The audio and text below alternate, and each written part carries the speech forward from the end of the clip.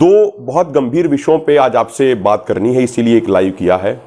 पहला विषय है जो पंजाब के मलोट में जो घटना हुई विधायक के साथ जो घटना हुई, और दूसरा गुजरात में जो हमारे किसान नेताओं के साथ घटना हुई।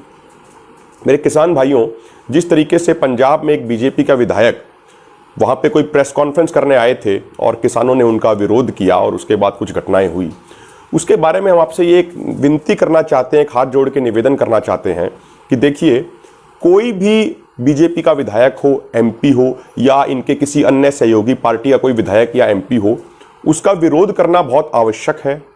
उसका विरोध कीजिए, काले झंडे दिखाइए, उनका घेराव कीजिए बड़े पैमाने पे, उनको गांवों में, अपने शहरों में मत घुसने दीजिए। लेकिन उसके साथ साथ हम विनती आपसे कर रहे हैं कि किसी के साथ भी हाथापाई मत कीजिए। आज पूरी दुनिया में हमारे इस आंदोलन का और भारत के किसानों का डंका बज रहा है।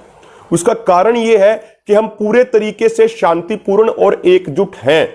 पूरी दुनिया इस बात को लेकर हैरान है कि 100 दिनों से भी अधिक हो गए हैं भारत के किसान दिल्ली के बॉर्डरों पर बैठे हैं, लाखों की संख्या में बैठे हैं, लेकिन एक पत्ता तक अभी नहीं टूटा है। सभी प्यार से मिलजुल के शांतिपूर्वक तरीके से अपना आंदोलन कर रहे हैं और अब तो ये पूरा देशव्यापी आंदोलन बन चुका है।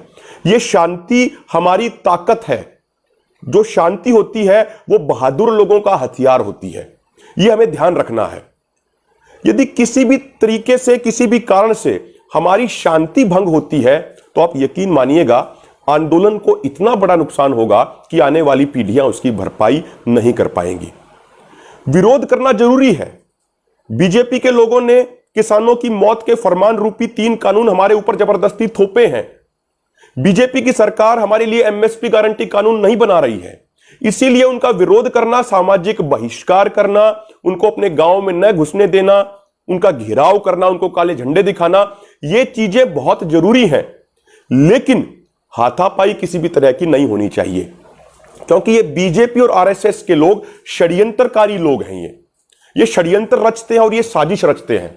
ये ऐसे किसी भी घटना को जातीय और धार्मिक रंग देने का प्रयास कर सकते हैं, और यदि ऐसा होता है तो कहीं ना कहीं हमारे आंदोलन को नुकसान होने की संभावना है।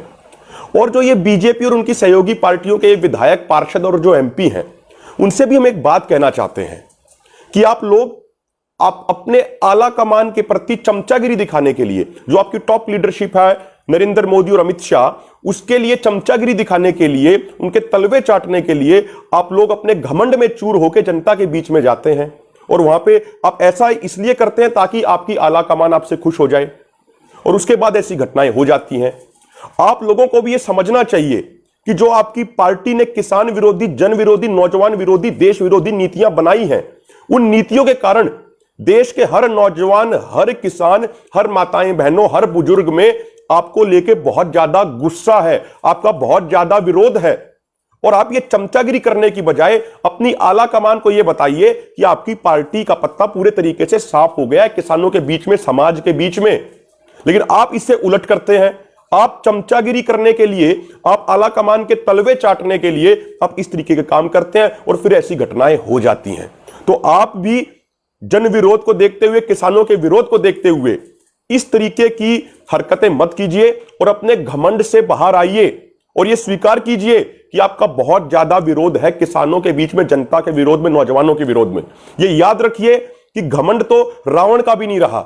रावण बहुत बलशाली था, बहुत ज्ञानवान था, लेकिन घमंडी था, इसलिए उसका घमंड चूर चूर हुआ। तो घमंड तो आज तक किसी का भी नहीं बचा है, घमंड आपका भी नहीं बचेगा। ये जनता सबसे अधिक शक्तिशाली होती है, जनता सर्वशक्तिमान होती है। इस बात को आप ध्यान रखिए।